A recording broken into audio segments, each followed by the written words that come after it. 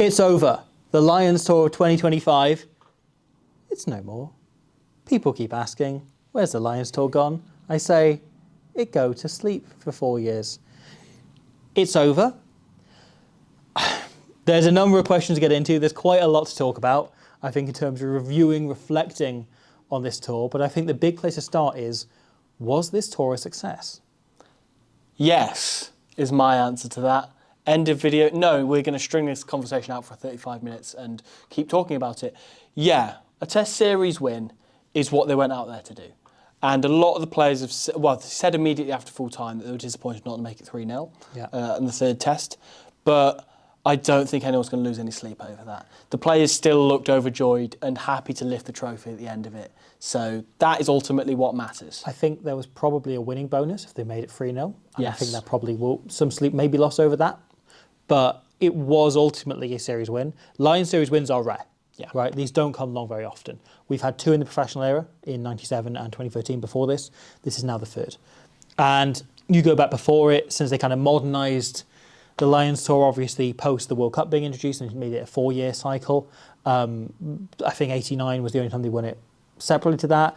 And then before that, you're going back 74, like 69. Like, they're legendary tours, all of those, like 71. Like, they're all, like, absolutely legendary occasions where the greatest players of all time went out and won, and they become historic, right? Yeah. And those tries and those moments and those tours are spoken of and those highlights shown for decades to come. There's a lot of people I've seen saying stuff like, oh, but they only just won against a shit Wallabies team. It's like, okay, that's who they were playing against on this tour, and they beat them 2-1. Like, that's the result. Like, that doesn't change anything. And people said the same 12 years ago, and now we look back at that as a legendary team that won a Test Series. It's a really weird one, though, that I think ultimately this was a lose-lose situation for the Lions, right? Either they steamroller Australia, in which case everyone goes, well, the Wallabies were shit and the tour wasn't very interesting. Because, like, the first test was the least interesting of the 3 because the Lions won it pretty comfortably. Or it becomes like it was, and the Test Series 1 test for the first half is a bit one-sided. Then the Wallabies wake up in the second test and are then great for the remainder of the tour, remainder of the Test Series. And it becomes, well, it was a pretty shit Wallabies team and they almost lost to them. So you kind of couldn't win, right? And I think ultimately, this Lions tour was really weirdly poised. What it had to do, I think, was just reinvigorate the casual Lions fan, right? The person that wakes up and goes like, oh yeah, the Lions are playing, rather than the person like us, like most of the people that end up watching this video on, on the second channel, are like the diehard rugby fans, right? They were always going to be in for a Lions tour and watching. And I think what we saw in 2021, through COVID and then through the Razzie situation, was the most toxic Lions tour imaginable. Yeah. It was, we've spoken about this before, I've spoken about this a little bit on the channel, but like it was the low point in my rugby watching. It was the point in which I least liked rugby, least wanted to be involved and at least wanted to be there. Because the whole tour got so toxic. You had this, because it's all being played out over social media, because there was no fans in person. Yeah. There was much there was just a lot of vitriol being spewed between Lions fans about who was going, who was there. The uplifting part is seeing the fans there and seeing the players interact, and we got very little of that. Yeah, exactly. And you just had these Lions players locked away. You had so much I've heard so much about what went on behind the scenes as well. That is, again, it's not my place to repeat, but there's quite a few stories that will make a hell of a documentary in a decade or so's time, let's put it that way. Yeah. From both ends, from a South African and Lions end. And so that added up to this tour that felt weird and felt like a bit of a low light, and I think caused a lot of people to kind of fall out of love with the Lions. Or at least it felt that way at the time. And in 2017, likewise, was the most aggressive before that I could remember. You had the stories of the New Zealand media putting Warren Gatland on the front page dressed as a clown. You had the Geography 6. You had a lot of kind of discords. And if you look at the Ken Owens thing at the end, there was a lot of discourse over that. And Sam Warburton talking him down from penalty to a scrum. Yeah. And Rowan Potts saying we have a deal. And you look at some of the books, right? Some of them, dropped in around here. Sexton's book, Bigger's book isn't here, but Sam Warburton's. They mentioned that tour in a weird way. Bigger's book recently mentioned that there was some, animosity, like Joe Marler leading a move against the Geography 6. And you had all of these things kind of building, these factions building amongst the camp. Not everyone got on with Warren Gatland kind of thing. It was the vibe anyway. That very much came across as well. Yeah. And so it became a massive issue. And you've had 2 Lions tours in the trot that have been pretty controversial. And it then means you're going back 12 years before the last feel-good tour, right? Yeah, Which was still against a Wallabies team who at the time were rebuilding, and I think obviously rebuilt into World Cup The finalists. vibes were great, but there was the Brian O'Driscoll incident. Yeah. You know? But that was the start of it, I think. That was very much the start of it. Yeah. That probably is it, though, isn't it? Yeah. That Brian O'Driscoll you've gets dropped, they win the game, so it kind of puts to bed You've the got argument. 2005 in the background of all of this, Yeah. which was a disaster and almost killed the Lions for good. Yeah. And made a lot of people question the format and everything. Then 2009 comes in, they bring back Geach to just stand there and go, there'll be a look between you lads. But everyone loved that tour. Special. Yeah, and it was brilliant. And it had some of the best games ever played. It had a real sense of occasion and of 4 teams coming together. Such a tight squad, that. However, it did piss off a lot of Scotland fans because he only took 2 Scots initially. And then obviously you had a couple more called up over the course of the tour. But it became a bit of a lightning rod for the Lions, the fact that one set of fans felt excluded. Yeah. And that became an issue. Then you had the Brian O'Driscoll incident, which pissed off, a lot of Irish fans. That was where people started the accusations of bias to a certain nation. And there was a one bit of captain that, but I favouring think Wales. also, and this is something that very much comes into the modern tour, into this year's tour, right? And it happened much less than I think we were expecting pre-tour. Yeah. Is I think there were fewer Leinster players in than we expected. Josh van der Fleer not winning a Test cap is still extraordinary to say he's been World Player of the Year. Yeah. Something Jack Morgan enjoyed greatly in the last final. I don't know if you saw that clip of him, Jack Morgan taking the piss out of Josh van der Fleer being the only Leinster player to not make the Test team. Which is a King of Sting Jack Morgan I'd never seen before. No. That really came out of nowhere. And yeah, I think we saw Farrell use fewer Leinster players than I expected in the Test team and be less reliant on his Ireland favourites. But I think there is a level in which you've got to look at it and go what is a Lions tour in the modern day? And I think this tour was the closest we've got to an archetype of that. And it is, I guess I've gone very much around the point, but Gatlin, I think, fumbled close to it a couple of times. And the Geography 6 was an interesting way of almost going too far in one direction. Yeah. And instead having a few of his guys fly out and guys who know the system and can train, and Jamie Osborne makes much more sense to call up and train there than Darcy Graham, say. Yeah. Right. And obviously Darcy Graham then got in the tour, but Big up. and it was fantastic. But it feels like we kind of got this tour as a bit of a model of how a Lions tour has to operate in the modern day if they are going to continue. It kind of showed that it's not just a Gatland thing, didn't it? That somebody else has done it. And I think a lot of the comments people threw out at Gatland, they kind of went, well, we have to throw that Farrell now. Yeah. We have to now say, oh, it's just sheer Irish bias or nepotism with the case. Obviously him calling up his own son as the second call-up on the whole tour after Ben White, You discount a couple of training call-ups. Yeah, and obviously Jamie Finlay George Bealham and- before Yeah. anyone flew out. That was a very immediate call-up. And what this then comes on to is, we've talked about whether the Lions are a success. We kind of should talk about the Farrell thing Yes. and the vibe that surrounded all of that. Because a lot of comments have been made by people who weren't there. And that includes us. We aren't there. We are kind of, I think the best thing we can go off is A, the results and performance on the field, and B, the vibe of the players and what's going on around there. And I think a lot of assumptions are kind of made about, people must be unhappy because he called up Owen Farrell. Didn't get that in the slightest. Everyone seemed really overjoyed with Owen Farrell. All of the clips of him around the camp seemed to be him laughing with the boys. The other side of this is they are put out by the Lions themselves, right? Yeah. So would they put out, and obviously when you have an That's independent true. director come in and do the DVD, that's Unreliable separate. narrator narrative. Yeah, and even then, those documentaries were primarily directed by Ben Utley, who was the son of Roger Utley, who's been on Lions, former Lion himself and everything. Sure. And there was always a level of bias in those documentaries over the last few decades. But it's very there's true. a greater chance of an independent documentarian coming in and going, oh, this is interesting. There's a moment of discourse here. Can we capture that and harness that? Very good point. We didn't see any of the stuff we've now heard coming out in books since a decade on from 2017's documentary. I don't know. However, I do genuinely think people saying that, Farrell's going to upset the camp and people are going to be annoyed about this, I think that's a little bollocks.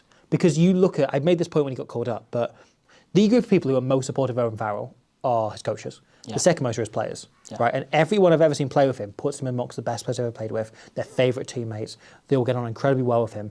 And it's only these weird groups of fans who, be it because of nepotism, be it because of the way he plays, whatever it is, be it because of the shoulder charge, be it because of his working class rugby league background, dislike him. And I think none of that was the case, right? I think there's a chance that someone on this Lions tour, one of the other players, hadn't heard of Gregor Brown when he got called up, and that might cause some animosity. But he was in there to train. Exactly. It wasn't anything 20 to do minutes, with any and he of was those very players. good. Yeah. Talk to me about Jameson Gibson Park. You have a point about him. Well, okay. So one of the things I keep seeing brought up, right, is Jameson Gibson Park saying there was a weird vibe on the tour, right? And I went and looked up the actual quote, what actually happened. Because people have brought this up and gone like, oh, this is saying the camp wasn't working. There's going to be things coming out in decades to come. This is going to be similar to 2017, when we've since learnt there was, discord within the group. The full quote, if you actually look at it, is he says there's a funny feeling in the camp when asked directly about how they played in the first 15 minutes against the Brumbies, when they went behind early on, then pulled it back and were excellent, and kind of won that game from there comprehensively by being much more direct and much more aggressive.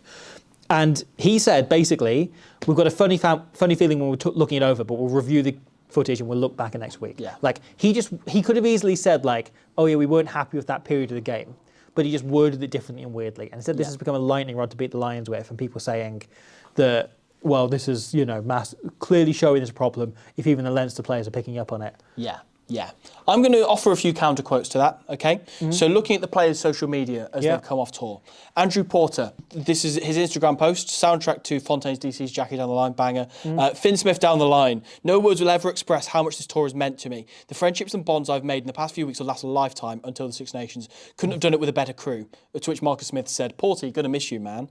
Finn Smith, unbelievable experience down under, making memories and friendship for life. Dylan van der Merwe, see you, mate. Grateful for every moment on this tour. Lifelong friendships forced.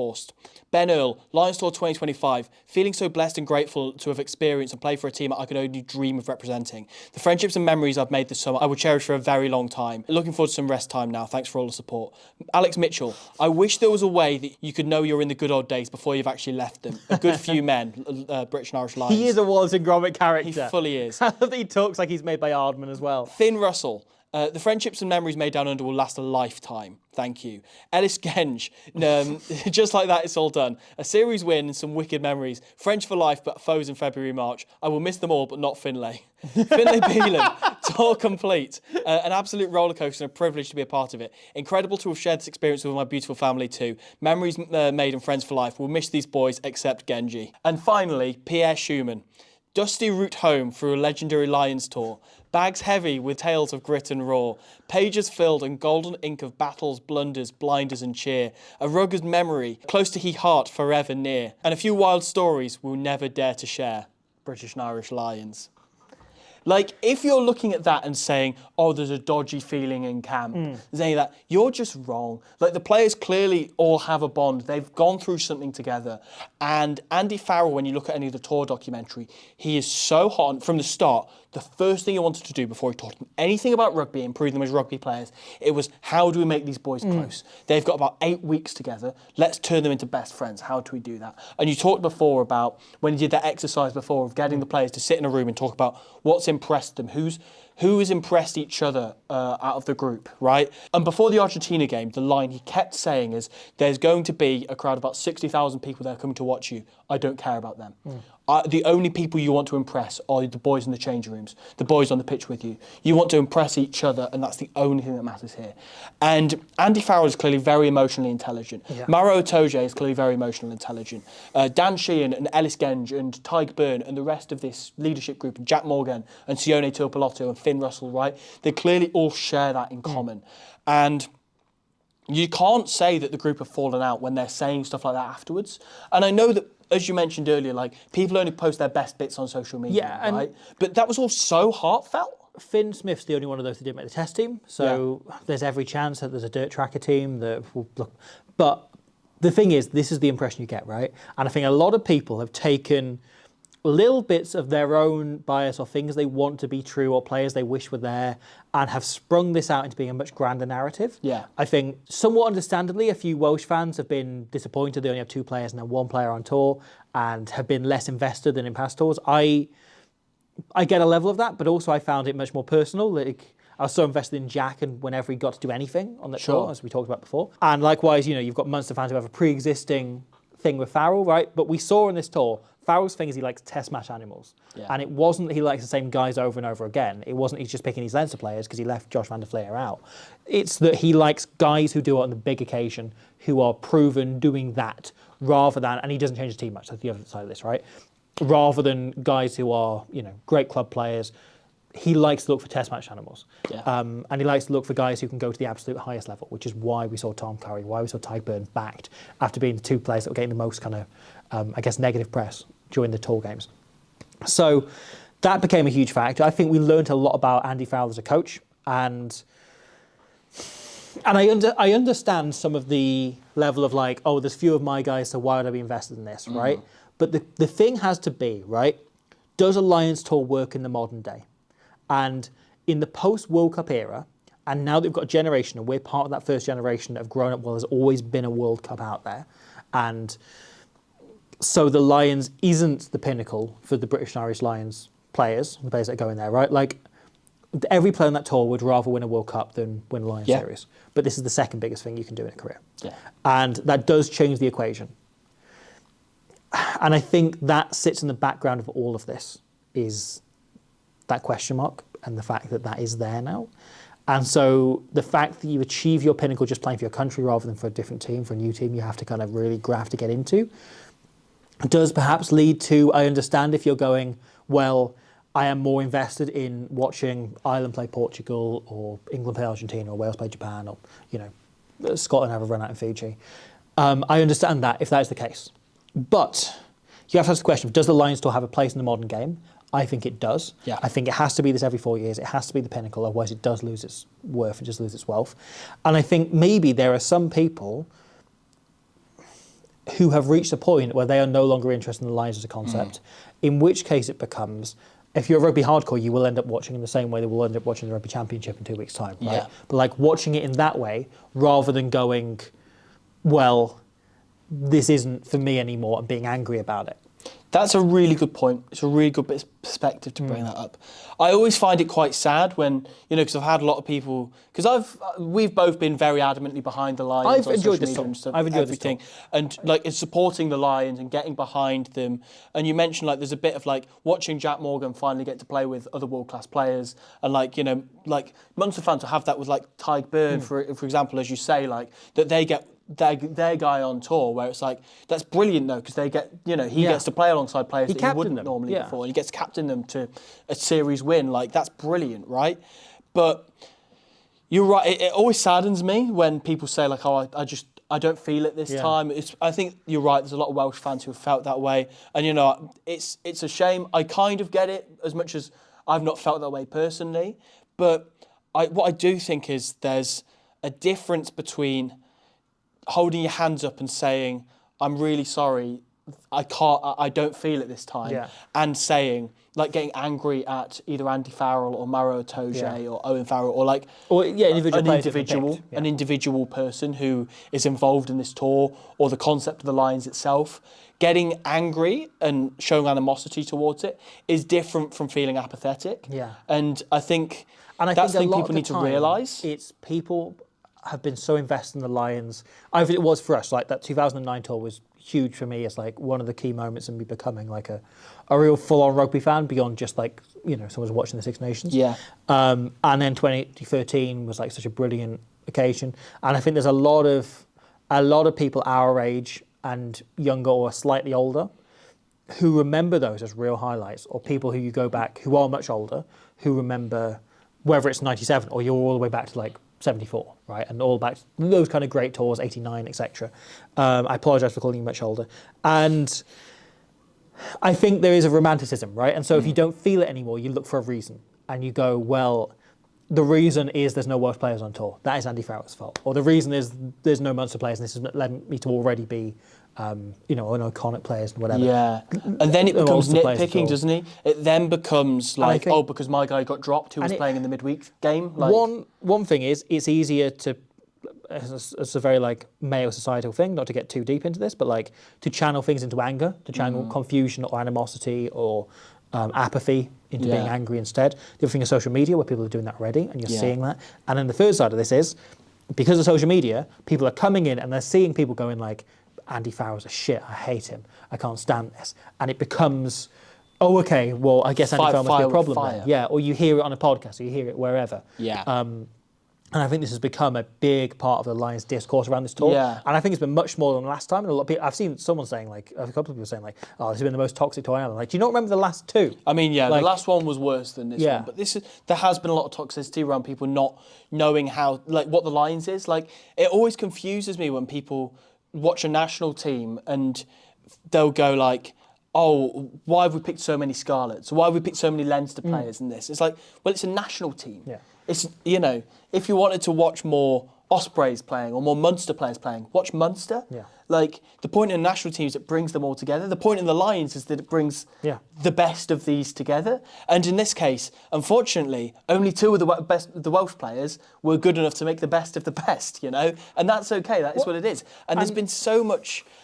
Like, the abuse that Bundy Arkee's received, I find wild. And sure, like, Siona Tuipulotu's probably played better on this tour. But Bundy Arkee's still a world-class player who has had missed the birth of his child to play in that test series and then gone back and met him on tour. We had the same thing with Josh Adams 4 years ago where he missed the birth of his child to go on tour. Really affected Josh Adams. Yeah. Like, he basically didn't get back onto form until this last year. Like, and like, it's a huge sacrifice, and these people are doing their best for the team, like going above their best for the team. Like, it's crazy the lengths these people go to, and instead of going, oh, Bundy Arkee made a mistake, and now he's going to carry on playing rugby in the way he does. People have then gone, oh, Bundy Arkee shouldn't be playing. It's a disgrace that he's been picked. It's bias. It's dislike of Scottish players or whatever. It's just like, I just find that crazy. It was amazing last year when I left Twitter, and I'm sort of blue sky and everything, but like how much clearer my head was for all of this. Like, and I remember just watching the New Zealand-England game in the autumn last year without once checking social media, without once checking anything, and really enjoying it. And then opening social media and people are furious about this and that and the other. Yeah. And you sort of realise like just how little it adds. Right, and how it does just kind of like deride the enjoyment of it often. And I think that's a whole separate conversation for another time. Agreed. But, you know, your perspective on this will be different for still being on Twitter. That's true. And obviously but I don't know, it's still a whole conversation there, but I think there is much more from a tour point of view. Yeah. I'll ask the question, right, and we're just going big into this. Do you think Andy Farrell picked the right squad? And I'll say, to tie over the two conversations, makes me very glad he didn't pick Sam Prendergast. Can you imagine what it would have been like if he had? Yeah, honestly. Like, and I think, for honestly, Prendergast's sake as much as anything, like, I think he needed to not go on this tour. A bit of that selection may have been protecting him and knowing this will happen. Yeah. Listening to what Kian Prendergast said about what Sam has been through and how much his family's had to rally around him and support him, because he gets called overrated without people actually rating him in the first place. Like, even though he's a brilliant rugby player, like, he gets so much abuse and he doesn't deserve it. This is for another time, but yeah, I've never seen a community go for their own young player like him. And he needed to not go on this tour, so I'm really glad they didn't pick him from that perspective. And I hope he goes on a future tour. I hope he becomes good enough to go on the next tour, you know. But do you think Andy Farrell picked the right squad for this tour? I think if Andy Farrell to have his time again, and there's a few things that he would like to have not happened, i.e. the injury to Xander Fagerson, he would have not wanted to happen. Massively. The injury to Caelan Doris, obviously, no one would have liked, and the injury to Ollie Lawrence as well. Like, obviously that was a long time ago, but I think those three guys would have been great to have in this squad. However, I think with the injury of Caelan Doris, I'd imagine that the guy who probably took his place on that tour in his place was probably maybe Henry Pollock or maybe even Ben Earl, to be honest. Like, it's difficult to tell, right? But I think he called up the next best back rower rather than the guy who will have replaced Caelan Doris the best. And actually, you think of Caelan Doris, and the best part of his game is his ball carrying, his tackling, his physicality. The next best bit of his game is his line-out game and his kick chase. And the one guy that I think they didn't have on this tour, and it kind of got Tyke Burns straight into the test team because he is good at those things, is Jamie Ritchie. I think he's the one guy that Andy Farrell would go back and go, oh no, I could really have done with him. Because in the tour games, it didn't matter, it didn't be an issue in the test team because he ended up putting Tyburn and he rose to the occasion. But the two things they were lacking in the tour games that we were really worried about as Lions fans were the line out and forwards on kick chase. Somebody who can win the ball back for wingers to pick up the scraps off and play wide of it. Yeah, I think this became a bit of an issue that Farrell clearly had a blueprint of how he wanted the test team to play. And then I think he went a little bit closer towards the Lions mold of just picking the best players than I think we expected. Yeah. I think we thought he'll pick purely a squad that will play the way he wants them to play. And ultimately he had a test team in mind that did that, right? And that involved Tom Curry, that involved Tyburn. And I think largely he had a lot of that test team inked in before the tour left. And then a few of those positions changed, like Genj and Porter, he probably knew were 50-50 and he swung them back one way or the other. And there's a few of those, like we kind of went like, it'll be one or the other and the other will be on the bench. But I think there are a few cases where, like the injury to Caelan Doris, he didn't have anyone in reserve. And so Jack Conan ends up going as the 8 and playing pretty much every minute of the test series. But Ben Earl, I don't think, fit the mould of what he wanted from number 8, but he picked him because he was the next best number 8. Yeah. And there's a few selections like that I think are interesting and intriguing. I think the hookers backfired on him. I think he did pick a clear mould of like what I want is an edge forward, physical, dynamic hooker who gets involved and stuck in. And I don't think Kello or Cowan Dickey really stood up at all. No. And I think you saw Jamie George come in a bit of like leadership and kind of speaking a bit and being throwing line-out percentage, and also just having someone who can, in that midweek team, lead the guys holding the tackle bags and motivate them a bit and talk very openly and be very emotional and honest. And I think I think if Farrell were to have his time again, changes that would happen to the squad, I think Owen Farrell goes. Yeah. I think he is in there. And I think we saw a bit of like buyer's remorse. He like really desperately wished he'd bought him there and brought him along. It was a leadership thing when Aidan Daly went, for sure. There was clearly something Owen Farrell brings that we don't see, that Andy Farrell knew they needed. Farrell said they brought him in to replace what Daly brings off the field. Yeah. Rather than on the field. Yeah. And I think Elliot Daly was one of the real success of this tour. Like he was brilliant when he got a chance. One of the most inspired calls in that squad. I think Owen Farrell probably slides into that squad, probably in the place of Finn or Marcus Smith. Yeah. The treatment of Marcus Smith this tour was so weird. Yeah. Yeah, that's straight. Again, I really hope he goes again in 4 years' time. Yeah.